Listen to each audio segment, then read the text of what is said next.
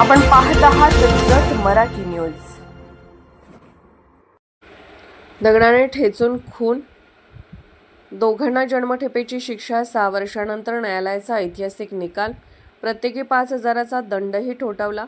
जुन्या वादातून एका तरुणाचा निर्घुण खून करून पुरावे नष्ट करण्याचा प्रयत्न करणाऱ्या 2 आरोपींना सातारा जिल्हा व सत्र न्यायालयाने दोषी ठरवत जन्मठेपेची शिक्षा आणि प्रत्येकी ₹5,000 दंड ठोठावला आहे। या प्रकरणातील निकालामुळे गंभीर गुन्ह्यांमध्ये कठोर शिक्षा देण्याचा न्यायव्यवस्थेचा संदेश पुन्हा अधोरेखित झाला आहे। मिळालेल्या माहितीनुसार 1 जून 2020 रोजी सातारा तालुक्यातील देगाव परिसरात राजू मुर्मू या तरुणाचा दगडाने ठेचून खून करण्यात आला होता। आरोपी राजेश बुधन टुडू आणि गणेश सोनाराम मुर्मू यांनी जुन्या वादाच्या रागातून राजू मुर्मू याला आपल्या ताब्यात घेऊन निर्जन स्थळी नेले। तेथे त्याच्या डोक्यावर आणि चेहऱ्यावर मोठे दगड मारून त्याचा खून करण्यात आला। खून केल्यानंतर मृताची ओळख पटू नये म्हणून आरोपींनी त्याचा मोबाईल, सिम कार्ड व इतर वस्तू नष्ट करून पुरावे लपवण्याचा प्रयत्न केला होता। या प्रकरणी सातारा तालुका पोलीस ठाण्यात गुन्हा दाखल करण्यात आला होता।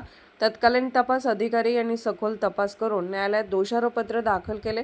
खटल्यादरम्यान सरकारी पक्षाने सादर केलेले परिस्थितीजन्य पुरावे, साक्षीदारांचे जबाब आणि कायदेशीर युक्तिवाद यांचा विचार करून न्यायालयाने आरोपींना भारतीय न्याय संहितेतील खुनाच्या कलमाखाली दोषी ठरवले।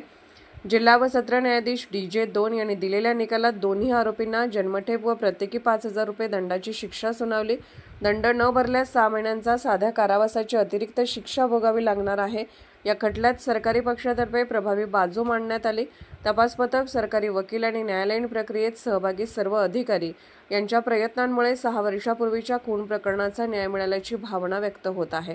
पुराव्याच्या बळावर आरोपींना शिक्षा, न्यायालयाच्या निकालाचे स्वागत। या निकालामुळे गंभीर गुन्ह्यांमध्ये पुराव्यांचे महत्त्व पुन्हा एकदा अधोरेखित झाले असून कायद्याच्या कचाट्यातून कोणताही गुन्हेगार सुटू शकत नाही असा स्पष्ट संदेश समाजात गेला आहे।